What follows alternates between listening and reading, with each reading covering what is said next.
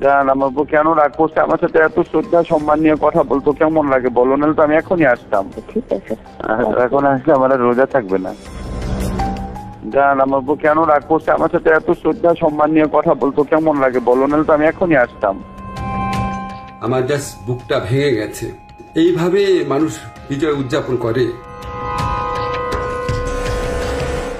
আসল নাম মোহাম্মদ নজরুল ইসলাম, যাকে আপনারা চেনেন আসিফ নজরুল নামে।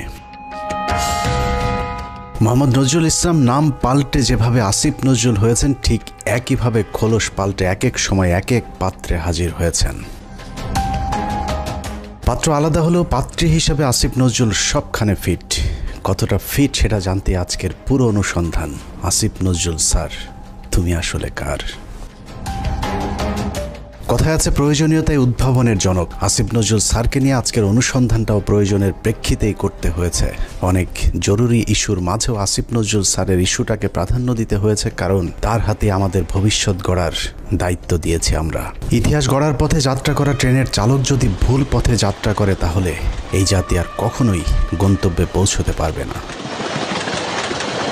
আসিফ নজরুল ওরফে নজরুল ইসলামকে সামনে রেখে সুখের স্বপ্ন নিয়ে 18 কোটি যাত্রী যে ট্রেনে চেপে বসেছি, সেই ট্রেন ভবিষ্যতে কোন দিকে যাবে সেটা অনুমান করতে চালকের অতীত সম্পর্কে একটু জেনে আসা বাঞ্ছনীয়। আসিফ নজরুলের অতীত কেমন সেটা জানার আগে ভারতীয় গোয়েন্দা সংস্থা বাংলাদেশে কিভাবে তাদের অপতৎপরতা চালায় সেটা একটু বুঝে আসতে হবে। বাংলাদেশের রয়ের প্ল্যান অনুযায়ী মোট 3টি লেয়ার কাজ করে।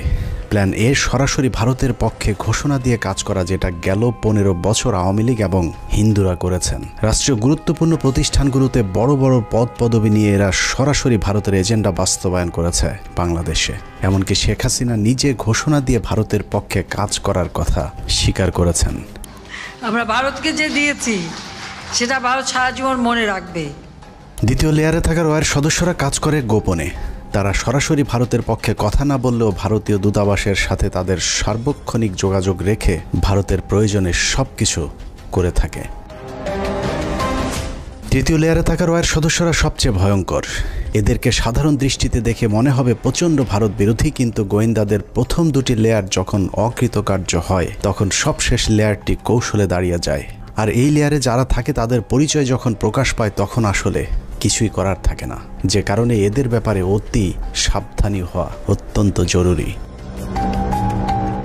এই শ্রেণীর ভারতীয় এজেন্টদেরকে সবচেয়ে বেশি কৌশলী হতে হয়, কারণ তাদেরকে ডুয়েল রোল প্লে করে দুই পক্ষকেই খুশি রাখতে হয়।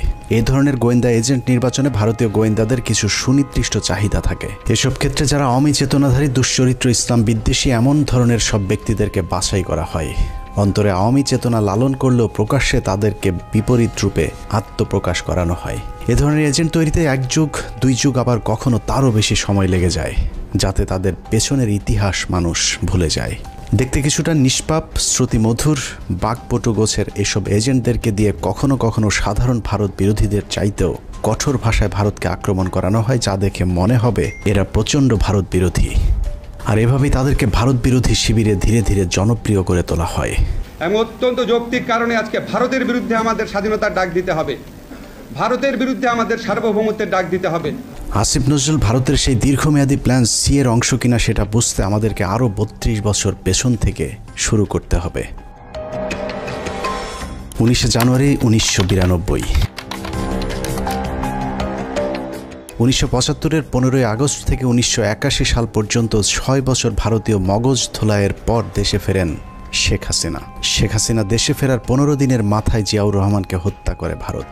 জিয়াউর রহমান যেভাবে আন্তর্জাতিক মহলের কাছে জনপ্রিয় হয়ে উঠছিলেন, তাতে ভারতের মাথা ব্যথার কারণ হয়ে দাঁড়ায়, যে কারণেই তাকে হত্যা করে এরশাদকে ক্ষমতায় বসানো হয়।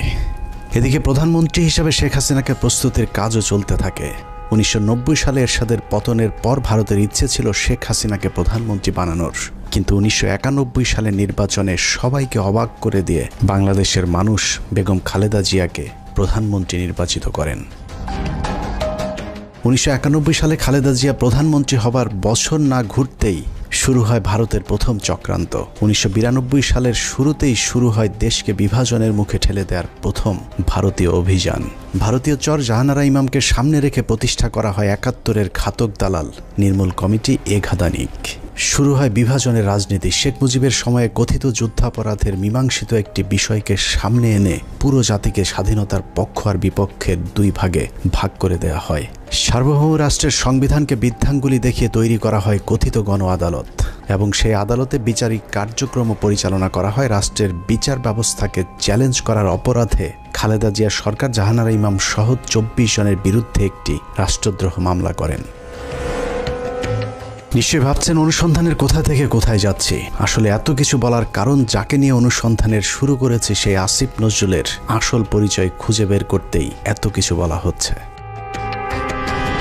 1992 সালে খালেদা জিয়ার সরকার প্রথম ভারতের যে ষড়যন্ত্র রুখে দিয়েছিলেন, সেই ষড়যন্ত্রের উদ্যোক্তাদের মধ্যে অন্যতম ছিলেন জাহানারা ইমাম, শাহরিয়ার কবির, মুনতাসির মামুন এবং ভারতীয় গুপ্তচর আসিফ নজরুল। জাহানারা ইমামকে প্রধান আসামি করে খালেদা জিয়ার সরকার যে রাষ্ট্রদ্রোহ মামলাটি করেছিল, সেই মামলার অন্যতম একজন আসামি ছিলেন আমাদের আজকের আসিফ নজরুল ওরফে মোহাম্মদ নজরুল ইসলাম। এই যে আসিফ নজরুল এখন নাম করা কলাম লেখক, তাকে নিয়োগ করা হলো। আপনারা জেনে খুশি হবেন, আসিফ নজরুলের আদর্শিক গুরুর নাম জনাব শাহরিয়ার কবির। শাহরিয়ার কবির যখন সাপ্তাহিক বিচিত্রার সম্পাদক, আসিফ নজরুল ছিলেন তার প্রধান সেনাপতি। ভারতের এজেন্ডা বাস্তবায়নে ভারতের প্রধান সেনাপতির ভূমিকায় ছিলেন শাহরিয়ার কবির। শাহরিয়ার আসিফদের যৌথ প্রযোজনায় ভারতীয় মিশন বাস্তবায়নের কাজ যখন তুঙ্গে, তখন ভারতীয় ষড়যন্ত্রের বীজ দাঁত ভেঙে দিতে উল্কার মতো ছুটে আসে এক উজ্জ্বল নক্ষত্র। আমরা ভারতকে দেখিয়ে দেব ইনশাআল্লাহ, এই পৃথিবীতে বাংলাদেশের সবচাইতে বড় দুশ্মন ভারত। সবচাইতে বড় দুশ্মন কে? ফ্যামিলিয়নের বাঁশিওয়ালার মতো মাওলানা দেলোয়ার হোসেন সাইদি যখন অ আ ক খ করে সারা দেশের মানুষকে ভারতীয় ষড়যন্ত্রের ব্যাপারে ঐক্যবদ্ধ করছিলেন, তখনই পদে আগুন জ্বলে যায় আসিফ নজরুল আর তার আধ্যাত্মিক গুরু শাহরিয়ার কবিরের। আমি আল্লাহর নামে কসম করে বলছি, আল্লাহ তোমার জাতের কসম, তোমার ইজ্জতের কসম, তোমার সম্মানের কসম, 1971 সনের এক ফোঁটা পানি বা কাদা আমার গায়ে লাগে নাই, লাগে নাই, লাগে নাই। ভারতের বিরুদ্ধে গর্জে ওঠা সাইদি 80-র দশক থেকে এদেশের মানুষকে ভারতীয় ষড়যন্ত্রের বিষয়ে সচেতন করতে থাকেন। গল্প, কেচ্ছা কাহিনীর পরিবর্তে কোরআনে বিদ্যমান রাজনৈতিক এবং অর্থনৈতিক তাফসীরের মধ্য দিয়ে নতুন ধারার কোরআনের মাহফিলের যাত্রা শুরু করেন আল্লামা দেলোয়ার হোসেন সাইদি। বিড়ালের মতো 500 বছর বেঁচে থাকার কোনো লাভ নাই, সিংহের মতো 1 ঘন্টা বাঁচতে চাই। দলমত নির্বিশেষে সকলের কাছে সাইদি যখন সমানভাবে সমাদৃত হয়ে উঠতে থাকেন, তখন 1989 সালে আসিফ নজরুল প্রথম ব্যক্তি যিনি তার পত্রিকার পৃষ্ঠা জুড়ে এক মিথ্যা সংবাদ ছাপান, যার শিরোনাম দেয়া হয় সাইদি সমাচার, এক ধর্ম ব্যবসায়ীর উত্থান। বিশাল সেই সংবাদের কয়েকটি লাইন পড়লে আসিফ নজরুল কত বড় মাপের একজন মিথ্যুক, প্রতারক এবং হলুদ সাংবাদিক ছিলেন সেটার কিঞ্চিত প্রমাণ পেয়ে যাবেন। লেখার শুরুতেই সাংবাদিক আসিফ নজরুল লেখেন, মাওলানা দেলোয়ার হোসেন সাইদি বিরোধী সাম্প্রতিক গণবিক্ষোভের মধ্য দিয়ে এদেশে মৌদুদিবাদ এবং ধর্ম ব্যবসার রাজনীতির অগ্রহণযোগ্যতা আবারও প্রমাণিত হয়েছে। সিলেট, ঢাকা, চট্টগ্রাম সহ দেশের বিভিন্ন স্থানে জামাতের মঞ্চনায়ক সাইদির বিরুদ্ধে স্বতঃস্ফূর্তভাবে জনমত গড়ে উঠেছে। পিরোজপুরের এই মাওলানার জীবনে বিতর্কের সূচনা আগে থেকেই। শর্ষিনা মাদ্রাসায় 5ম ক্লাসের ছাত্র থাকাকালীন অবস্থায় জামাত রাজনীতি সংশ্লিষ্ট থাকার সন্দেহে তাকে মাদ্রাসা থেকে বের করে দেওয়া হয়। তারপর তিনি লেখেন, শর্ষিনা মাদ্রাসার পর তিনি খুলনা আলিয়া মাদ্রাসায় ভর্তি হন। সে মাদ্রাসা থেকে তিনি কামেল পাশ আদৌ করেছেন কিনা এ নিয়ে দেশের আলেম সমাজের প্রচুর সন্দেহ রয়েছে। দেশের শতাধিক আলেম এ বিষয়ে সত্যতা প্রমাণের জন্য সাইদের প্রতি একাধিকবার চ্যালেঞ্জ ছুড়ে দিলেও দেলোয়ার হোসেন সাইদি নাকি কখনোই সেই চ্যালেঞ্জ গ্রহণ করেননি। সাইদির ইসলাম শিক্ষার পরিপূর্ণতা নিয়ে প্রশ্ন থাকলেও তার কণ্ঠ চটলতা এবং শ্রোতা আকর্ষণ ক্ষমতা বরাবরই দ্বিধাহীনভাবে স্বীকৃত। বিভিন্ন টকশোতে ব্যক্তিগত আক্রমণ করার বিরুদ্ধে সবক দেয়া আসিফ নজরুল তার সেই লেখায় দেলোয়ার হোসেন সাইদিকে চরমভাবে ব্যক্তিগতভাবে আক্রমণ করেছিলেন। তিনি লিখেছেন, বিভিন্ন সূত্রের দেয়া তথ্য অনুযায়ী স্বাধীনতা যুদ্ধের আগেই কণ্ঠ সম্পদকে অবলম্বন করে সাইদি পিরোজপুরের গড়ের হাটে সুর করে আতর, তসবিহ, ধর্মীয় পুস্তক বিক্রি করে জীবিকা নির্বাহ করতেন। এরপর গুরুত্বপূর্ণ দুটি লাইন আছে, সেই লাইনগুলো আপনাদেরকে জানানোর আগে আসিফ নজরুল দেলোয়ার হোসেন সাইদিকে নিয়ে সম্প্রতি একটি বক্তব্য দিয়েছেন, সেটা দেখে আসা যাক। একমাত্র দেলোয়ার হোসেন সাইদি ছাড়া আমার জানা মতে আর কি, বাকি সবারই আপনার যতটুকু আমি পড়াশোনা করেছি ইনভলভমেন্ট ছিল। হঠাৎ করে দেলোয়ার হোসেন সাঈদীকে নির্দোষ দাবি করা আসিফ নজরুল 1986 সালে কি বলেছিল সেটা তার সেই লেখাতেই রয়েছে। আসিফ নজরুল প্রথম ব্যক্তি যিনি দেলোয়ার হোসেন সাঈদীকে যুদ্ধাপরাধী হিসেবে অভিযুক্ত করেছিলেন। তিনি লিখেছেন, সাঈদী স্বাধীনতা যুদ্ধের সময় পাক হানাদার বাহিনীর প্রত্যক্ষ সহযোগিতায় লিপ্ত ছিলেন। তিনি ধর্মের দোহাই দিয়ে গনিমতের মাল হিসাবে গড়েরহাট বন্দরের হিন্দু সম্প্রদায়ের বাড়িঘর লুট করেছেন এবং মদন নামে একজন হিন্দু ব্যবসায়ীর দোকান ঘর ভেঙে দিয়ে নিজের বাড়িতে নিয়ে গেছেন বলেও দাবি করেছেন আসিফ নজরুল। মুক্তিযুদ্ধের পর সাঈদী দীর্ঘ সময় পালিয়ে থাকেন এবং 10 বছর পর নাকি নিজ গ্রামে আসেন। পুরো লেখার শুরু থেকে শেষ পর্যন্ত পুরোটাই সাঈদী সম্পর্কে যা কিছু বলা হয়েছে সব ডাহা মিথ্যা। আর এই হচ্ছে আসিফ নজরুলের সাংবাদিকতার নমুনা। আসিফ নজরুল নিজের খোলস পাল্টানোর সময় মাঝে একবার এই লেখার ব্যাখ্যা দিয়েছিলেন, যেখানে তিনি বলেছিলেন শাহরিয়ার কবিরের দ্বারা প্রভাবিত হয়ে নাকি তিনি সাঈদী সম্পর্কে এসব লিখেছিলেন। কিন্তু এটা শুধু একটা চুরি কিংবা ছিনতাইয়ের ঘটনা নয়। এই লেখার মাধ্যমে দেলোয়ার হোসেন সাঈদীর বিরুদ্ধে যুদ্ধাপরাধের অভিযোগ উঠতে শুরু করে এবং তারই ফলশ্রুতিতে আওয়ামী লীগ সরকার দেলোয়ার হোসেন সাঈদীকে আটক করে এবং দীর্ঘ 1 যুগ জেলখানায় বন্দী থাকার পর শাহাদাত বরণ করেন দেশবরেণ্য এই আলেম। আসিফ নজরুলের এক লেখায় একজন নিষ্পাপ মানুষের জীবন কেড়ে নিয়েছে। অতএব দেলোয়ার হোসেন সাঈদীর হত্যাকাণ্ডের জন্য আসিফ নজরুল প্রত্যক্ষভাবে দায়ী।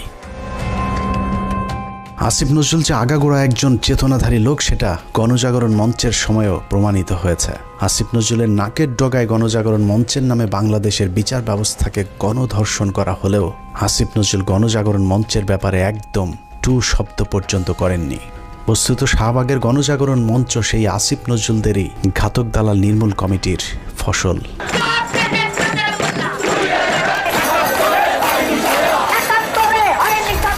আসিফ নজরুলের কাঁধে দেয়া ভারতীয় ষড়যন্ত্রের প্রথম অ্যাসাইনমেন্ট শেষ হয়েছে। আসিফ নজরুল নিজেকে পাল্টে এখন ভারত বিরোধী আর আওয়ামী বিরোধী প্রমাণের চেষ্টা করে যাচ্ছেন। মাঝে হজ করে এসেছেন, রোজাও রাখেন, রোজার মাঝে পরকিয়া করতে গিয়ে কাপড়ও নষ্ট করেন। এখন তুমি বাসায় একা একা বসে আছো, তো যত্ন নিচ্ছে? কিছু না, আমি খালি শুয়ে ঘুমাচ্ছি, শুয়ে আছে। চলে আসো না কেন, দেখে যাও আমাকে। আমাকে দেখে যাও। আমিও তো চাই। জ্বর আক্রান্ত অবস্থায় পড়ে আছো, এখন আমি আসলে ইয়ে তো কেউ থাকে না কেন তোমার পাশে? এখন আসো, এসে দেখে যাও আমাকে। আসতে চাই। স্বপ্ন দেখতেছিলাম। জান, আমার বউ কেন রাগ করছে আমার সাথে? এত শ্রদ্ধা সম্মান নিয়ে কথা বলতো, কেমন লাগে বলো? নাহলে তো আমি এখনই আসতাম। চলে আসো, এখন তো আসবে না বাসায়। তোমার গাড়ি নাই? না, গাড়ি নাই। তুমি আসো না, কেউ আসবে না। এখন বাসার মধ্যে একটু জানলেই লাগছে আসতে। আচ্ছা ঠিক আছে, এখন আসলে আমার রোজা থাকবে না। আরেকজনের বউয়ের জ্বরে সেবার হাত বাড়িয়ে দেওয়া সমাজসেবক আসিফ নজরুল যে এখনো ভারতীয় জ্বর, চলুন তার আরও প্রমাণ দেখা যাক। রমনা বটমূল সারা দেশে সিরিজ বোমা হামলা, নারায়ণগঞ্জ গ্রেনেড হামলা থেকে শুরু করে বাংলাদেশে ভারতীয় গোয়েন্দা সংস্থার যে কটি বড় চক্রান্ত হয়েছে তার মধ্যে একটি 21শে আগস্ট গ্রেনেড হামলা। কতটা সূক্ষ্মভাবে 21শে আগস্টের ঘটনা ঘটিয়েছে তা নিয়ে আমাদের একটি অনুসন্ধান চলছে, যা কিছুদিনের মধ্যেই প্রকাশ করা হবে। সম্প্রতি 21শে আগস্টের মামলা থেকে তারেক রহমান সহ বিএনপির সব আসামিদেরকে অব্যাহতি দেওয়া হয়েছে। তার মানে বিএনপি এই ঘটনার সাথে জড়িত নয়। অথচ এই আসিফ নজরুলের স্বভাব সুলভ জোরালো ভঙ্গিতে বলেছিলেন 21শে আগস্ট গ্রেনেড হামলার জন্য দায়ী বিএনপি এবং ওই ঘটনাটি ধামাচাপা দেওয়ার জন্যও নাকি বিএনপি চেষ্টা করেছিল। বিএনপি কি এই হত্যার ঘটনা 21শে আগস্ট আক্রমণের ঘটনা ধামাচাপা দিতে চেয়েছে? অবশ্যই চেয়েছে। তারা জঘন্য রকম ভাবে ধামাচাপা দিতে চেয়েছে, হাস্যকর ভাবে ধামাচাপা দিতে চেয়েছে। এখন প্রশ্ন হলো আসিফ নজরুলের বক্তব্য কোনটা সঠিক? বিএনপি দোষী নাকি বিএনপি নির্দোষ? যদি এখন বিএনপির চাপে তারেক রহমানকে অব্যাহতি দিয়ে থাকে তাহলে তার পদত্যাগ করা উচিত। আর যদি আগের বক্তব্য মিথ্যা হয় তাহলে সেই মিথ্যা তিনি কার পরামর্শে বলেছিলেন সেই জবাব জনগণের সামনে দিতে হবে। আসলে আসিফ নজরুল আগে যা বলেছিলেন সেটাই তার আসল চরিত্র। এখন তিনি যা করছেন সেটা তার অভিনয়। উপরে উপরে নিজেকে আওয়ামী এবং ভারত বিরোধী প্রমাণের জন্য রক্ত গরম করার কথা বললেও আসিফ নজরুল আসলে একজন ভারতীয় জ্বর, এবং তিনি যা কিছু করেন সবকিছু ভারতীয় থিঙ্ক ট্যাঙ্ক, ডেইলি স্টার এবং প্রথম আলোর অফিস থেকেই করানো হয়। অনেকেরই মনে হতে পারে আসিফ নজরুল আগে খারাপ থাকলেও এখন ভালো হয়ে গিয়েছেন, কিন্তু চলুন দেখা যাক আসিফ নজরুল আসলেই ভালো হয়েছেন কিনা। আমার জাস্ট বুকটা ভেঙে গেছে। এইভাবে মানুষ বিজয় উদযাপন করে। আপনার পলিটিক্যাল অপোনেন্টের উপর আপনার রাগ থাকতে পারে, আপনার পুলিশের উপর রাগ থাকতে পারে, এই জন্য এইভাবেই নির্বিচার হামলা করা হবে। 5 তারিখ বিজয়ের পর আসিফ নজরুলের প্রথম ভিডিও বার্তা ছিল আওয়ামী লীগের প্রতি সমবেদনা জানিয়ে। আওয়ামী লীগকে বাঁচাতে তার কাকুতি দেখে মনে হয়েছে নিজ দলের নির্যাতিত মানুষের পক্ষে দাঁড়িয়েছেন আসিফ নজরুল। অথচ তার কয়েক ঘন্টা আগেও প্রায় 2000 মানুষকে নির্মমভাবে হত্যা করেছে এই আওয়ামী লীগেরই সন্ত্রাসীরা। একটা ঘটনা যেন আর না ঘটে। আমার প্রতি যদি আপনাদের বিন্দুমাত্র ভালোবাসা থাকে, যাদের ভালোবাসা থাকে, তারা এই কাজ করবেন না। আসিফ নজরুল সেই উপদেষ্টা যার কার্যালয় থেকে শেখ মুজিবের ছবি নামাতে সবচেয়ে বেশি সময় লেগেছে। আসিফ নজরুলের বাসায় প্রায় 2 মাস পালিয়েছিলেন সামন্তলাল সেন, যিনি জ্বালাও পোড়াও নাটকের মূল হোতা। আসিফ নজরুল তার চাচা শ্বশুর জাফর ইকবালকে আটক না করে দেশ থেকে পালিয়ে যেতে সুযোগ করে দিয়েছেন। অথচ 5 তারিখের 1 সপ্তাহ আগে যিনি আন্দোলনকারী ছাত্রদেরকে পাকিস্তানি রাজাকার বলে সরকারকে ছাত্র হত্যায় উস্কে দিয়েছিলেন। আসিফ নজরুল খুনের মামলার আসামি আনোয়ার হোসেন মঞ্জুকে পুলিশ আটক করার 1 ঘন্টার মাথায় ছেড়ে দিতে বাধ্য করেছিলেন। এই ঘটনায় আসিফ নজরুল তার এক সাংবাদিক বন্ধুর মাধ্যমে 5 কোটি টাকা নগদ ঘুষ নিয়েছিলেন। ঘটনাটি তদন্ত করলেই বেরিয়ে আসবে আসিফ নজরুলের তদবিরে আনোয়ার হোসেন মঞ্জু ছাড়া পেয়েছিলেন কিনা। অথচ মঞ্জুর ইত্তেফাক পত্রিকা গেল 15 বছর হাসিনার দালালি করেছে এবং আন্দোলনের সরাসরি ছাত্রদের বিরুদ্ধে অবস্থান নিয়েছিল ইত্তেফাক পত্রিকা। আসিফ নজরুল সেই উপদেষ্টা যার ইশারায় সাবের হোসেন চৌধুরী সহ একের পর এক আওয়ামী লীগের হত্যা মামলার আসামিরা জামিনে ছাড়া পাচ্ছেন। সূত্র জানিয়েছে প্রতিটি জামিনে আসিফ নজরুল মোটা অঙ্কের টাকা নিচ্ছেন। সবশেষ ঝিনাইদহের বিচারক জামিন দিতে না চাইলে তাকে ছুটিতে পাঠানোর ভয় দেখিয়ে ঝিনাইদহের আওয়ামী লীগের সাবেক এমপিকে জামিন দিতে বাধ্য করেন আসিফ নজরুল। ঝিনাইদহে নাশকতা ও হত্যা মামলায় গ্রেপ্তার আওয়ামী লীগের সাবেক 2 সংসদ সদস্যকে অন্তর্বর্তীকালীন জামিন দিয়েছে আদালত। আসিফ নজরুলের চাপে বিভিন্ন থানায় মামলা নিতে গড়িমসি করছে পুলিশ। কারণ আসিফ নজরুল গণহারে আসামিদের বিরুদ্ধে মামলা না দেওয়ার জন্য আওয়ামী লীগের পক্ষে দাঁড়িয়েছিলেন। তার দাবি শত শত মানুষের বিরুদ্ধে মামলা দেয়া যাবে না। অথচ আন্দোলনের সময় আওয়ামী লীগের হাজার হাজার সন্ত্রাসীরা ছাত্র হত্যায় অংশ নিয়েছিল। অথচ আসিফ নজরুল গণহারে মামলার বিপক্ষে। ঢালাও মামলার একটা খুব মারাত্মক একটা প্রকোপ দেশে দেখা দিয়েছে। এটা আমাদেরকে অত্যন্ত বিব্রত করে। এরই মধ্যে যেসব হত্যা মামলা হয়েছে তার অধিকাংশ আসামিকে ধরার কোনো তৎপরতা নেই। প্রায় সবখানে আওয়ামী লীগের লোকজন যেভাবে বুক ফুলিয়ে ঘুরে বেড়াচ্ছে তাতে মনে হচ্ছে এ যেন দেখার কেউ নেই। 15ই আগস্ট জাতীয় দিবস বাতিল করা হয়েছিল, সেই রায় স্থগিত করা হয়েছে আসিফ নজরুলের নির্দেশে। সবচেয়ে ভয়ঙ্কর বিষয় হলো যে ছাত্রদের প্রতিনিধি হিসাবে আসিফ নজরুল উপদেষ্টার পদ বাগিয়ে নিয়েছেন। সেই ছাত্রদের কতজন জুলাই হত্যাকাণ্ডে নিহত হয়েছিলেন তাদের সংখ্যাও এখন পর্যন্ত সঠিকভাবে গণনা করা হয়নি। যারা আহত হয়েছিল তাদেরও খোঁজ নিচ্ছে না সরকার। উন্নত চিকিৎসার অভাবে আহত অনেকে মৃত্যুর দিকে এগিয়ে যাচ্ছে। অথচ আগস্টেই বলা হয়েছিল তাদেরকে উন্নত চিকিৎসার জন্য বিদেশে পাঠানো হবে। বাস্তবে এখন পর্যন্ত একজনকেও বিদেশে পাঠানো হয়নি উন্নত চিকিৎসার জন্য। আমার এই শরীরে আমি কি করতে পারবো? যার হাত নাই সেই শরীরে কি করতে পারবে? যার পা নাই তার সে কি? এখানে দেখেন চোখে অনেক গুলি আছে। আমার এলাকাতে আমার ছোট ভাই আমার একসাথে আন্দোলন করছে, ওর মাথার ভিতরে এখনো 2টা গুলি আছে। ইস্তেহাক না, ও কি করবে? আমাদের পুনর্বাসনের একটা ব্যবস্থা করা উচিত। কি করতেছে টাকা তো কি করতেছে ওগুলা?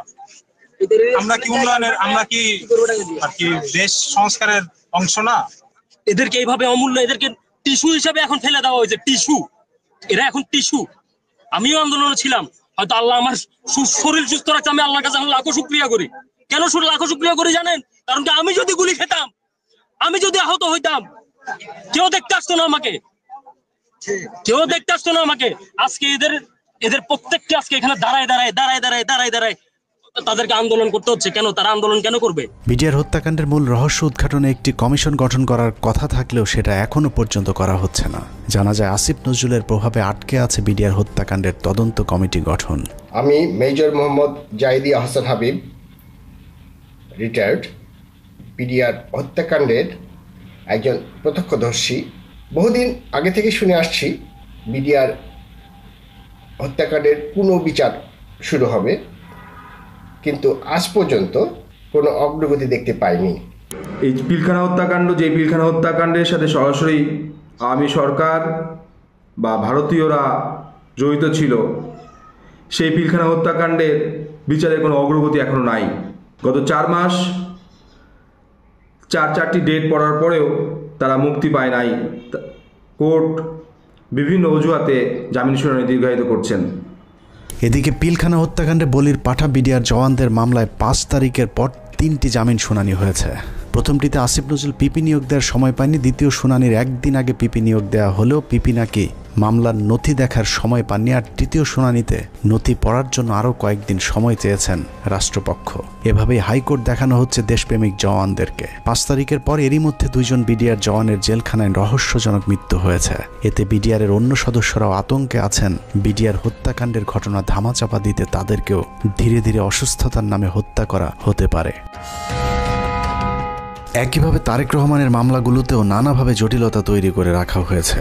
এখনও লুৎফুজ্জামান বাবরকে ছাড়ার কোনো খবর নেই। এক মহান দেশপ্রেমিক সেনা কর্মকর্তা মেজর জেনারেল রেজ্জাকুল হায়দারকে এখনও মামলার দোহাই দিয়ে জেলে আটকে রাখা হয়েছে। দেখে মনে হচ্ছে আসিফ নজরুল আর প্রথম আলোর জন্যই ছাত্ররা স্বাধীনতা এনেছিল।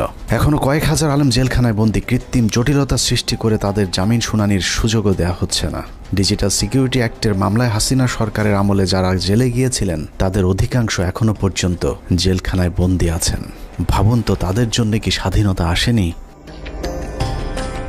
এখন প্রশ্ন হলো, বিদ্রোহী সরকারের বিদ্রোহী কাজী নজরুল ইসলামের ভূমিকায় অবতীর্ণ হওয়া আসিফ নজরুল তাহলে করছেটা কি? চলুন দেখা যাক আসিফ নজরুল কি করছে। 17 মে 2021। রাষ্ট্রীয় গুরুত্বপূর্ণ নথি অনুমতি ছাড়া ছবি তোলা ও সংগ্রহের অভিযোগে প্রথম আলোর জ্যেষ্ঠ প্রতিবেদক রোজিনা ইসলামকে শাহবাগ থানায় সোপর্দ করেছে স্বাস্থ্যসেবা বিভাগ। সাংবাদিক রোজিনা ইসলামকে কারাগারে পাঠিয়েছে ঢাকার সিএমএম আদালত। বাংলাদেশের ইতিহাসে প্রথমবারের মতো জাতীয় সংবাদপত্রের একজন সাংবাদিক চুরির দায়ে আটক হয়েছিল। চোরের নাম প্রথম আলোর সাংবাদিক রোজিনা ইসলাম। স্বাস্থ্য খাতের লুটপাট আর দুর্নীতির সাথে জড়িত রোজিনাকে মনে করা হয় স্বাস্থ্য খাতের মাফিয়া। রোজিনার ভাগ ছাড়া স্বাস্থ্য মন্ত্রণালয়ে কোনো প্রকল্প বাস্তবায়ন করা একদম অসম্ভব। মন্ত্রণালয়ে রোজিনার চেয়ে তার ভাই আর স্বামীর ক্ষমতা নাকি আরও অনেক বেশি। স্বাস্থ্য মন্ত্রণালয়ে কেউ তার কথার বাইরে গেলেই তার বিরুদ্ধে নিউজ করার হুমকি দিয়ে ঠান্ডা করে রাখা হয়। তাকে দিয়ে স্বাস্থ্য মন্ত্রণালয়ের সব স্বার্থ উদ্ধার করে থাকে প্রথম আলোর মতিউর রহমান। কিন্তু কথায় আছে, চোরের 10 দিন গৃহস্থের একদিন। বারবার ধান খেয়ে যাওয়া ঘুঘু রোজিনাকে বধ করা হয় 17 মে 2021 সালে। সচিব সাহেবের পাশে যে রুম আছে সেই রুমে তো ফাইল টাইল রাখা আছে। ওই রুমে ঢুকে ওই ফাইলের ছবিগুলো তুলতেছিল এবং কিছু ফাইল উনি নিজে নিয়েছিল। মন্ত্রণালয়ের একটি সূত্র জানিয়েছে, পুলিশ রোজিনাকে কাজের লোক মনে করে আটক করেছিল। কাজের লোকের মতো দেখতে রোজিনা কেন ফাইল ঘাটাঘাটি করছেন এটা চোখে পড়তেই পুলিশ তাকে আটকায়। পুলিশের কাছে বারবার নিজেকে সাংবাদিক পরিচয় দিলেও রোজিনার বেশভূষা দেখে পুলিশ তা বিশ্বাস করেনি। রোজিনা যতক্ষণে নিজেকে সাংবাদিক প্রমাণ করেছে ততক্ষণে মন্ত্রণালয়ের ঊর্ধ্বতন কর্মকর্তারা হাজির। তারা এসে দেখলো একজন ব্যক্তি ওখানে ফাইলের ছবি তুলতেছে এবং ফাইল কিছু নামিয়ে ব্যাগে ঢুকাইছে, শরীরেও ঢুকাইছে। রোজিনার পাজামার নিচ থেকে বের করা ফাইল দেখে সচিব উপসচিবদের মাথা ঘুরতে থাকে, কারণ এই ফাইল এমন এক চুক্তির যে চুক্তি বাংলাদেশ সরকার আমেরিকা এবং ভারতকে না জানিয়ে চীনের সাথে করেছিল। ভারতকে টাকা দিয়ে ফাইজারের টিকা না পেয়ে চীনের সিনোফার্মের টিকা কেনার চুক্তি করে বাংলাদেশ। সেই খবরেই ক্ষিপ্ত হয় ভারতীয় চর প্রথম আলো কর্তৃপক্ষ। চুক্তির বিষয়টি ভারতকে জানানোর জন্যই রোজিনাকে চুরি করে ফাইলের ছবি আনতে পাঠিয়েছিল মতিউর রহমান। কিন্তু পুলিশ দেখে চুক্তির সেই কাগজ রোজিনা তার ভেতরে ঢুকিয়ে ফেলেছিল। এই ফাইলগুলো ছিল টিকা সংক্রান্ত। আমরা যে রাশিয়ার সাথে টিকা চুক্তি করছি, চায়নার সাথে টিকার চুক্তি করছি। গ্যারান্টি দিয়ে বলে রাখলাম, প্রথম আলো রোজিনা সচিবালয় থেকে ফাইল চুরি করেছিল এবং এখানে এক ফোঁটাও মিথ্যে নেই। অথচ উপদেষ্টা হিসেবে আসিফ নজরুল প্রথম কার্যদিবসে রোজিনার মামলাটি খারিজ করে দেওয়ার আশ্বাস দেন। পরদিন মামলাটি খারিজ হয়ে যায়। প্রায় 3 বছর পর অফিসিয়াল সিক্রেটস অ্যাক্টে করা মামলা থেকে অব্যাহতি পেয়েছেন প্রথম আলোর বিশেষ প্রতিনিধি রোজিনা ইসলাম। 2019 সালের 1 নভেম্বর ঢাকার রেসিডেন্সিয়াল মডেল স্কুল অ্যান্ড কলেজে প্রথম আলোর কিশোর ম্যাগাজিন কিশোর আলোর বর্ষপূর্তি অনুষ্ঠানে বিদ্যুৎপৃষ্ট হয়ে 9ম শ্রেণীর শিক্ষার্থী নাইমুল আবরার নিহত হন। ওই ঘটনায় আবরারের বাবা একটি হত্যা মামলা দায়ের করেন, যে মামলায় প্রথম আলোর সম্পাদক মতিউর রহমান সহ 10 জনের বিরুদ্ধে গ্রেপ্তারি পরোয়ানা জারি হয়েছিল। আবরারের বাবাকে ভয়ভীতি দেখিয়ে ক্ষমতার জোরে মামলাটি আগেই স্থগিত করে রেখেছিল প্রথম আলো। যাবতীয় মুভমেন্ট তাদের দ্বারা নিয়ন্ত্রিত ছিল। আমি যেটা মনে করি যে এর দায়ভার কিশোর আলোকে অবশ্যই নিতে হবে। সুপ্রিম কোর্টের একটি সূত্র জানিয়েছে, আসিফ নজরুলের নির্দেশে পুরো মামলাটি খারিজ করে দেওয়ার প্রক্রিয়াও প্রায় চূড়ান্ত করেছেন। আসিফ নজরুল আর মাস দুয়েক আইন উপদেষ্টা হিসেবে থাকলে প্রথম আলোর নামে আর কোনো মামলা আদালতে অবশিষ্ট থাকবে না। এখন প্রশ্ন হলো, আসিফ নজরুল কি শুধুই প্রথম আলোর সাংবাদিকদের বাঁচানোর জন্য উপদেষ্টা হয়েছেন? উনি কি জানেন এদেশে কত সাংবাদিক আওয়ামী লীগের বিরুদ্ধে কথা বলার কারণে দেশ ছেড়েছেন? এই প্রতিবেদন লেখা পর্যন্ত আইন মন্ত্রণালয়ের একজন পিওনও আমাদের কাউকে ফোন করার সময় পায়নি। উল্টো প্রথম আলোর বিরুদ্ধে আমরা কোনো কথা বললেই মতির পক্ষে হামলে পড়েছেন আসিফ নজরুল সহ তার কিছু উচ্ছিষ্টভোগী। আমি স্পষ্ট বলতে চাই যে প্রথম আলো পত্রিকা তাদের সামনে, ওখানে ডিবি মুনির ছিলেন এবং তার বস ছিলেন এই পুলিশের সাবেক আইজিপি, তিনি তখন ছিলেন ঢাকা মেট্রোপলিটনে, তিনি পুলিশ কমিশনার ছিলেন। তো ওনারা আমাকে একটু মনে করছিলেন হুজুর টাইপের মানুষ, হাবাগুবা টাইপের হয়তো ভাবছিলেন, হাত করার পরই আমাকে একটু দূরে দাঁড় করেছিলেন। ওখান থেকে আমি পরিষ্কার দেখতে পাচ্ছিলাম যে প্রথম আলো পত্রিকার আমাদের সামনে লেখা, এবং শিরোনামটা আমি দেখে ফেললাম, ওখানে লেখা আছে যে আমেরিকান এমবেসি ও ভারতের দূতাবাসে আক্রমণের পরিকল্পনায় চট্টগ্রাম থেকে এই জঙ্গিদেরকে গ্রেপ্তার, একদম হেডলাইন এটা।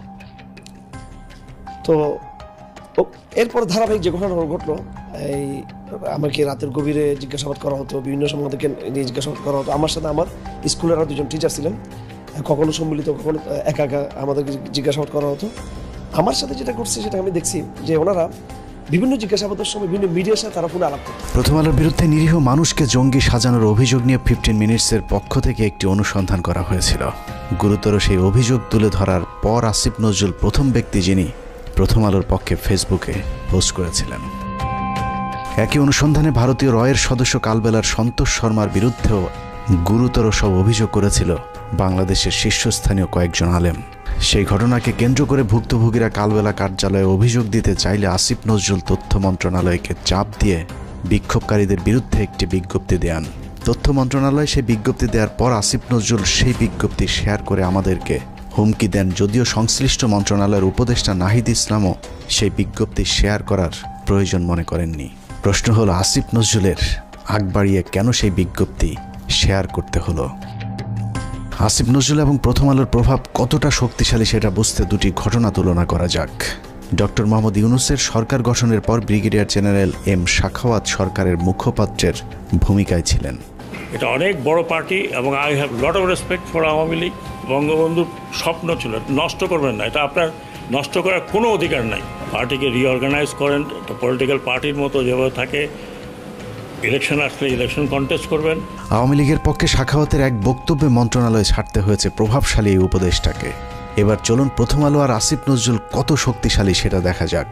5টা মিনিটের লেগে তুই খালি একটু আয়া পর, তোরে মাইরা আমি ঘুমামু ভাই, আমার ঘুম হয় না, তোরে মাইরা ঘুমামু, তুই একটু আয় ভাই, তুই নিশুদা না, তোর মায়ে ঘুমায়, তোর মায়ে। নাটক চলচ্চিত্রের মাধ্যমে পরকীয়া সমকামিতা থেকে শুরু করে ইসলাম বিদ্বেষ, সমাজ ধ্বংসের অন্যতম মাস্টার মাইন্ড মোস্তফা সরোয়ার ফারুকী।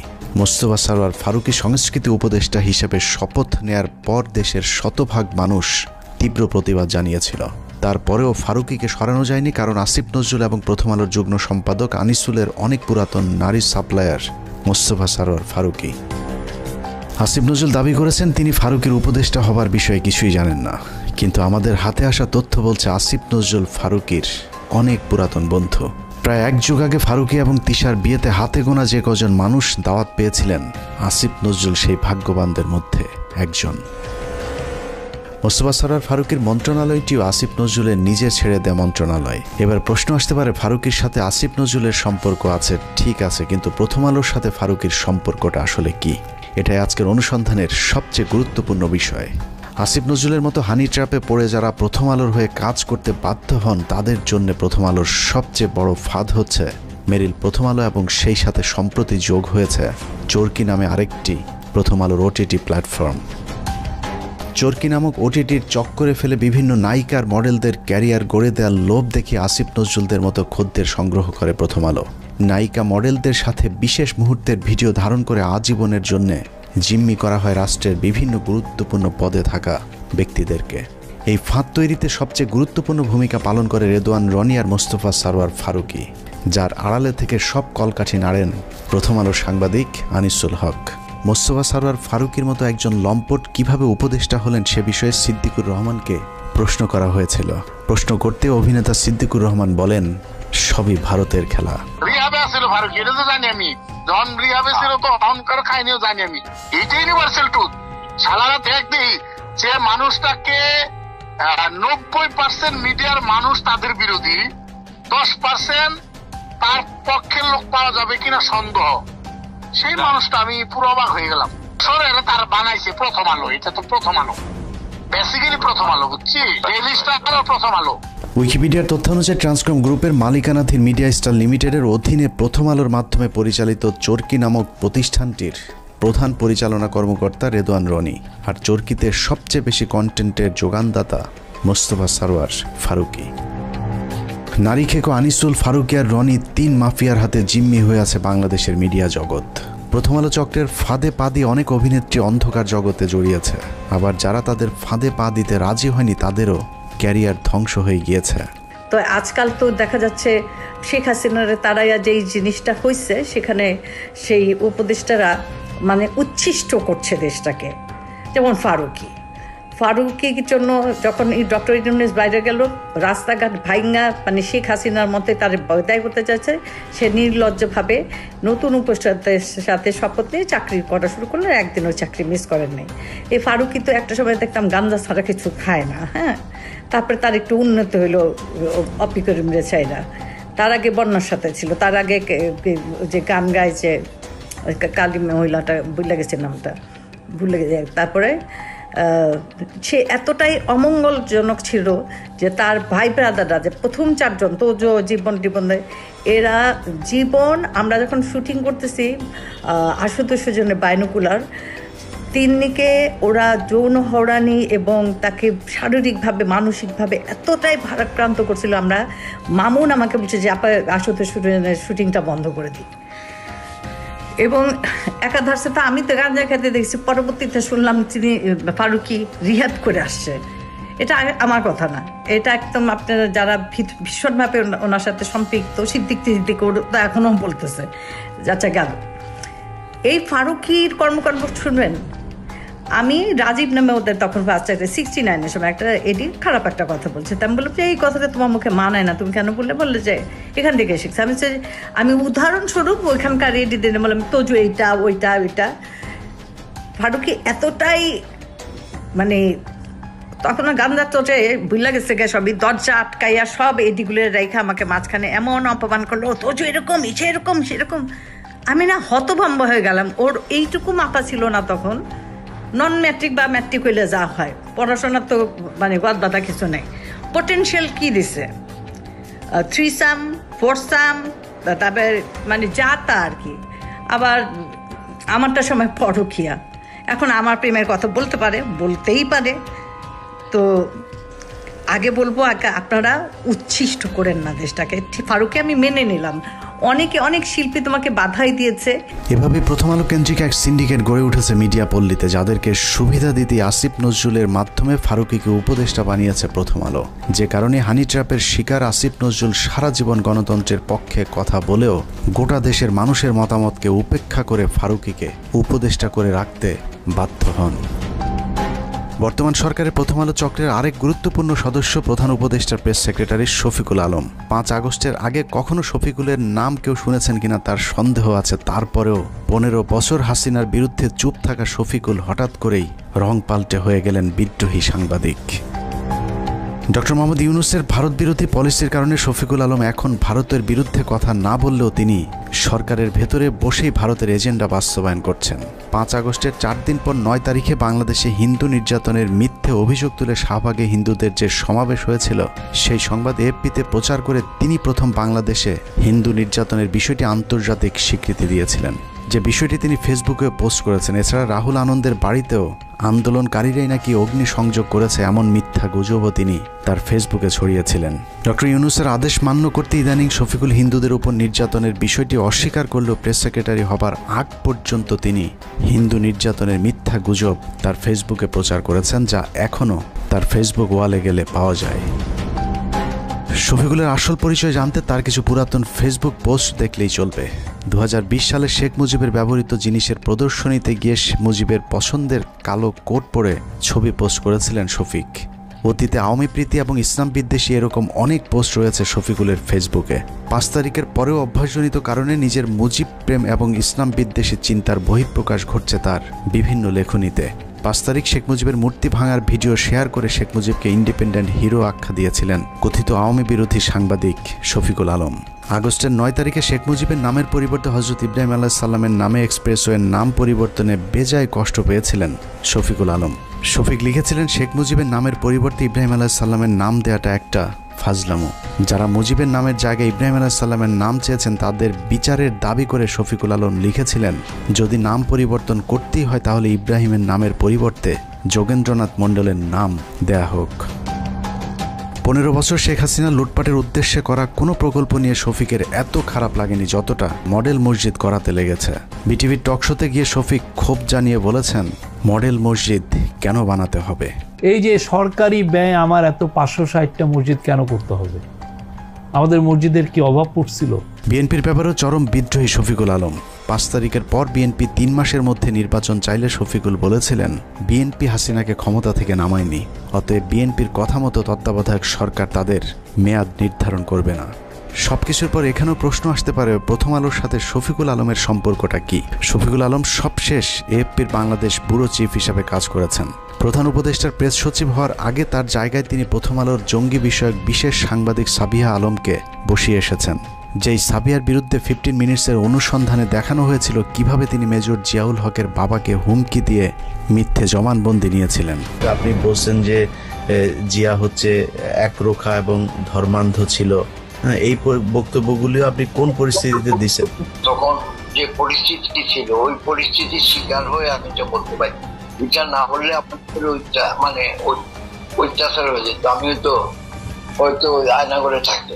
উনি বললো যে আমি সাংবাদিক ও news I go against something, মানে উনি নাকি উনি বিশেষ সাংবাদিক বললে যে জানেন আপনারা কিন্তু ক্ষতি হতে পারে, দেখো আমি একটু চেক করতেছি, বুঝলেন?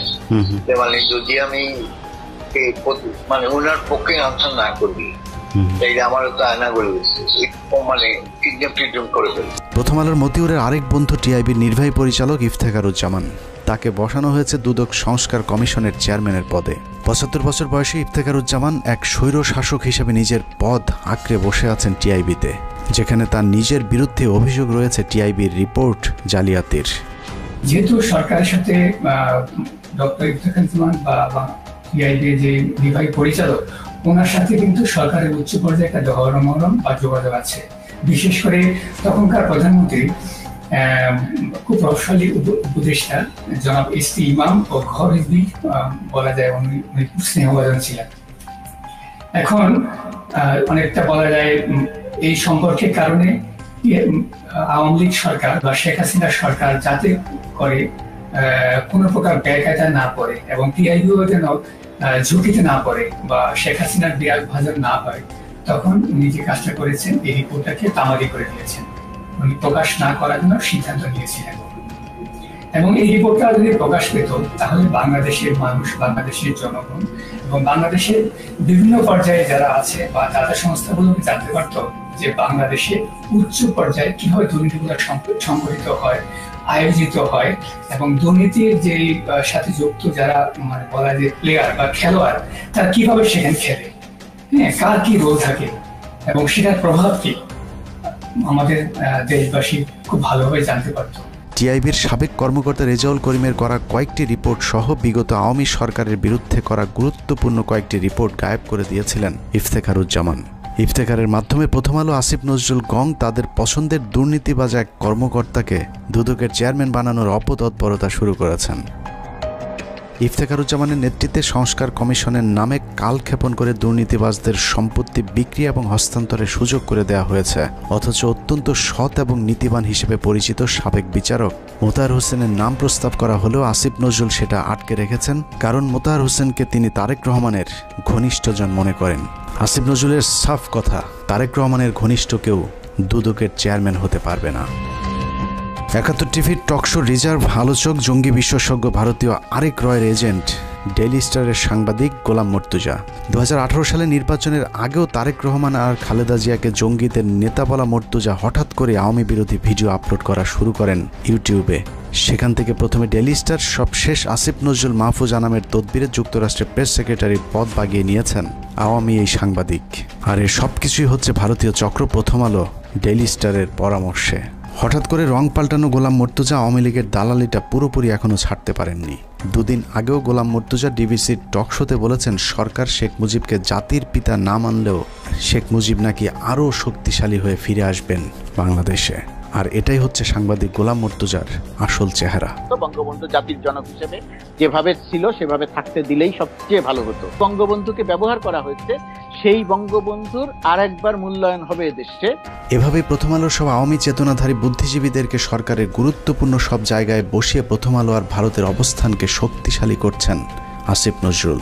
আসিফ নজরুল যে মন থেকেই সবকিছু করছেন তা নয়, অনেক কিছু সে না চাইলেও করতে হচ্ছে, কারণ আসিফ নজরুল অনেক আগে থেকেই তার আলু আরেকজনের ক্ষেতে বর্গা দিয়ে রেখেছেন। এই আলুর দোষে পুরো আইন মন্ত্রণালয় এখন আওয়ামী লীগ দখলে নিয়েছে। আসিফ নজরুল যেন নীরব এক দর্শক। বিষয়টা একদমই হাস্যকর নয়। আপনি কি জানেন আসিফ নজরুলের ব্যক্তিগত সহকারীকে? আসিফ নজরুলের ব্যক্তিগত সহকারী হচ্ছেন শামসুদ্দিন মাসুম, যিনি তত্ত্বাবধায়ক সরকার ব্যবস্থা বাতিলের মূল হোতা সাবেক প্রধান বিচারপতি ABM খায়রুল হকের ব্যক্তিগত সহকারী ছিলেন। নরেন্দ্র মোদীর সবশেষ নির্বাচনে জয়ী হবার পর শেখ রেহানার সাথে সফর সঙ্গী হয়েছিলেন আসিফ নজরুলের PS শামসুদ্দিন মাসুম। আপনার কাছে নিশ্চয়ই অবাক লাগছে যে খায়রুল হকের কারণে বাংলাদেশের সব সংকটের সূচনা তার PS কিভাবে আসিফ নজরুলের PS হয়। শুধু PS নয়, আইন মন্ত্রণালয়ের সব কলকাঠি নাড়ছেন শামসুদ্দিন মাসুম। আসিফ নজরুলকে ভাঙিয়ে মাসুম এরই মধ্যে শুরু করেছেন ব্যাপক চাঁদাবাজি। মাসুমের বিরুদ্ধে অভিযোগ উঠেছে রেবেকা মোহাম্মদ মিমি নামে এক নারীকে বিয়ের আশ্বাস দিয়ে গর্ভে সন্তান দিয়ে ছুঁড়ে ফেলার। স্থানীয় একটি পত্রিকায় মিমি অভিযোগ করেছেন মাসুমকে বিয়ের জন্য চাপ দিলেও তিনি আইন উপদেষ্টা আসিফ স্যারের ভয় দেখাচ্ছেন। মিথ্যে মামলা দিয়ে মিমিকে জেলে ঢুকানোর হুমকিও দিচ্ছেন আসিফ নজরুলের ব্যক্তিগত সহকারী শামসুদ্দিন মাসুম। মাসুম যাই করুক, আসিফ নজরুলের আসলে কিছু করার নেই, কারণ তিনি মাসুমের কাছে জিম্মি। আসিফ নজরুল কেন মাসুমের কাছে জিম্মি সেটা বের করতে পারলেই আজকের পুরো অনুসন্ধানের মূল রহস্য বেরিয়ে আসবে। শামসুদ্দিন মাসুম আসিফ নজরুলের ঘনিষ্ঠ হবার আগে আইন মন্ত্রণালয়ের আরেক কর্মকর্তা উম্মে সরাবন তহুরাকে আসিফ নজরুলের কাছে পাঠিয়েছিলেন, কিন্তু উম্মে তহুরা যে শামসুদ্দিন মাসুমের বেড পার্টনার সেটা আসিফ নজরুল একেবারেই জানতেন না। যতদিনে জেনেছেন ততদিনে আসিফ নজরুলের গোপন ভিডিও তহুরার হাতে। সেই ভিডিওর ভয় দেখিয়ে আসিফ নজরুলের PS এর চেয়ারে বসানো হয়েছে শামসুদ্দিন মাসুমকে। আইন মন্ত্রণালয়ে আসিফ নজরুলের চেয়ার বড় হলেও ক্ষমতায় মাসুম আর তহুরা সবার চেয়ে উপরে, আর তাদেরকে দিয়ে প্রথম আলো আওয়ামীপন্থী কর্মকর্তাদেরকে গুরুত্বপূর্ণ সব পদে বসিয়ে যাচ্ছেন। এখানে প্রশ্ন আসতে পারে, তহুরা মাসুমের সাথে প্রথম আলোর সম্পর্কটা কি? আসিফ নজরুলকে হানি ট্র্যাপে ফেলা উম্মে তহুরা ছিলেন প্রথম আলোর সাংবাদিক। এ ধরনের অভিযানে কাজে লাগাতেই প্রথম আলো তহুরাকে জুডিশিয়াল সার্ভিসে চাকরি নিয়ে দিয়েছিলেন। অনেকদিন আগে প্রথম আলো রয়ের রোপণ করা সেই গাছে এখন ফল ধরতে শুরু করেছে, আর আসিফ নজরুল সেই ফলের ছুঁড়ে ফেলা বিচির মতো অসহায়। মাসুমের মাধ্যমে আসিফ নজরুল তার নিয়োগ বদলি বাণিজ্য চালিয়ে যাচ্ছেন। সূত্র জানিয়েছে আসিফ নজরুল তার স্ত্রীকে আমেরিকা পাঠানোর প্রস্তুতি নিয়েছেন এবং 5 তারিখের পর থেকে 2 হাত ভরে টাকা কামাচ্ছেন এবং সেই টাকা যুক্তরাষ্ট্রে পাচার করবেন বলেও তার এক ঘনিষ্ঠ সূত্র জানিয়েছেন। এরই মধ্যে তার ঘনিষ্ঠ এক সাংবাদিকের মাধ্যমে $1.3 মিলিয়ন দিয়ে বাড়ি কেনার চেষ্টা করছেন আসিফ নজরুল। আপনি সংস্কার আমার তো এই সংস্কারের প্রতি আর কোনো বিশ্বাস নাই। তো আসিফ নজরুল, আপনি এত ছাত্রদের নিয়ে এত চিল্লাপাল্লা করেন, হই হুড়স্থুল করেন যে সংস্কার করে নাকি উল্টাইয়া দিবেন, তো আপনি 23 জন বিচারপতি নিয়োগ দিচ্ছেন কেন? এই সংস্কারটুকু না করে 23 জন বিচারপতি নিয়োগ দিচ্ছেন কেন? এভাবেই চলছে আসিফ নজরুলের সংস্কার। একদিকে ভারতীয় গোয়েন্দাদের শাখা অফিস ডেইলি স্টার প্রথম আলোর এজেন্টদেরকে বিভিন্ন জায়গায় বসানো হচ্ছে, অন্যদিকে আওয়ামী লীগকে বাঁচানোর সব চেষ্টা চালিয়ে যাচ্ছেন আসিফ নজরুল। মাঝখানে যে স্বপ্ন নিয়ে মানুষ জীবন দিল তাদের সেই স্বপ্ন অঙ্কুরেই বিনষ্ট হবার পথে। তারপরেও আমাদের দেশের কিছু মানুষ স্বপ্ন দেখে আসিফ নজরুলের হাত ধরে এই দেশ সিঙ্গাপুর হবে। তাদের সাথে আমিও একটু স্বপ্ন দেখতে চাই, আর সেই স্বপ্ন বাস্তবায়ন করতে হলে বাস্তবেও কিছু একটা হতে হবে। কিন্তু আসলেই কি বাস্তবে কিছুই হচ্ছে? আসিফ নজরুল সারা জীবন প্রবাসীদের জন্য মায়া কান্না করে আসলেও কার্যত প্রবাসীদের জন্য কোনো পদক্ষেপ নেওয়া হয়নি, অথচ সেই মন্ত্রণালয়টি এখন তার অধীনেই। এখনও সৌদি, মালয়েশিয়া, সিঙ্গাপুর সহ মধ্যপ্রাচ্যে যেতে আগের মতোই বাড়তি টাকা গুনতে হয়। এখনও কেউ মারা গেলে তাদের লাশ আনার টাকাটাও ওই পরিবারগুলোর জন্য বোঝা হয়ে দাঁড়ায়। সারা বছর ভারতের বিরুদ্ধে কথা বলে বিডিআর হত্যাকাণ্ড ধামাচাপা দেওয়ার চেষ্টা করছে আসিফ নজরুল। বিডিআর জওয়ানদের ছাড়ার কোনো ব্যবস্থা নেই। আওয়ামী বিচারকেরা এখনও পর্যন্ত তাদের বিচার কার্য চালিয়ে যাচ্ছেন। আওয়ামী লীগ আমলে জেলে যাওয়া রাজনৈতিক বন্দীরা এখনও জেলে পচে মরছেন, অথচ আসিফ নজরুলের কোনো ভ্রুক্ষেপ নেই। তারেক রহমানের বিরুদ্ধে মামলাগুলোর ক্ষেত্রে আইনের দোহাই দিয়ে আটকে রাখা হয়েছে। মাহমুদুর রহমানের মতো বিপ্লবীকে আইনের দোহাই দিয়ে জেলে ঢোকানো হয়েছে। কথায় কথায় আইন শেখানো আসিফ নজরুলকে উত্তর দিতে হবে কোন আইনে শেখ হাসিনাকে ক্ষমতা থেকে সরানো হয়েছে। আসিফ নজরুল উপদেষ্টাই বা হয়েছেন সংবিধানের কোন ধারায়? পুলিশ ধরার পর 3 হত্যা মামলার আসামি মুন্নি শাহ কোন আইনে ছাড়া পেলেন? রাতের আধারে আনোয়ার হোসেন মঞ্জুর কাছ থেকে 5 কোটি টাকা নিয়ে তারপর তাকে ছাড়তে বাধ্য করা সংবিধানের কত নম্বর অনুচ্ছেদে বর্ণিত আছে? আইন উপদেষ্টার চাচা শ্বশুর হলেই কি হত্যা মামলার ওয়ারেন্টের আসামিকে বিদেশে পাঠিয়ে দেওয়া যায়? তাহলে জাফর ইকবালকে আসিফ নজরুল কোন আইনে পালিয়ে যেতে সাহায্য করেছেন? সারা দেশে হত্যা মামলার আসামিরা নির্দ্বিধায় কোন আইনের বলে ঘুরে বেড়াচ্ছেন? বাংলাদেশের সংবিধানের কোন ধারায় তাদেরকে বাঁচানো হচ্ছে? পরিস্থিতি দেখে মনে হচ্ছে প্রথম আলোর তত্ত্বাবধানে সরকারের একটি অংশ আওয়ামী লীগকে বাঁচানোর আপ্রাণ চেষ্টা চালিয়ে যাচ্ছে। এত কিছুর পরও বিএনপি জামায়াতের এক শ্রেণীর নেতারা প্রথম আলো ডেইলি স্টারকে বাঁচাতে তাদের পাশে গিয়ে দাঁড়িয়েছে, অথচ 15 বছরে বাংলাদেশকে জঙ্গি রাষ্ট্র বানানোর কারিগর এই প্রথম আলো। শুধু বাংলাদেশ নয়, খালেদা জিয়া এবং তারেক রহমানকে জঙ্গিদের নেতা হিসাবে সারা পৃথিবীর কাছে তুলে ধরেছে এই প্রথম আলো ডেইলি স্টার। 2024 সালে বলে রাখলাম, প্রথম আলোকে ভারতমুক্ত করতে না পারলে এদেশকে আবারও ভুগতে হবে। সমস্যা হলো যেদিন বুঝবেন সেদিন আর কিছুই করার থাকবে না। ভারত আর আওয়ামী লীগ যদি আরেকবার সুযোগ পায় তাহলে এই দেশকে আর কখনোই স্বাধীনতার সূর্য দেখতে দেওয়া হবে না। কে কোন দল করে জানি না, শুধু এতটুকুই বলবো, প্রথম আলোর পক্ষে যে কথা বলবে সেই ভারতীয় দালাল। অতএব প্রথম আলো আর স্বাধীনতা একসাথে বাংলাদেশের মানচিত্রে থাকতে পারে না। এটা কোনো পত্রিকা নয়, এটা ভারতীয় গোয়েন্দা সংস্থার বাংলাদেশি একটি শাখা। আমরা কোনো পত্রিকা বন্ধ চাই না, কিন্তু প্রথম আলোর বিরুদ্ধে যে মানুষ হত্যার ভয়াবহ অভিযোগ উঠেছে তার বিচার যতদিন না হবে ততদিন তাদের বিরুদ্ধে আমাদের যুদ্ধ চলবে। তাদের পাশে যে দাঁড়াবে তাকেই শত্রু হিসেবে চিহ্নিত করা হবে। আল্লাহ হাফেজ।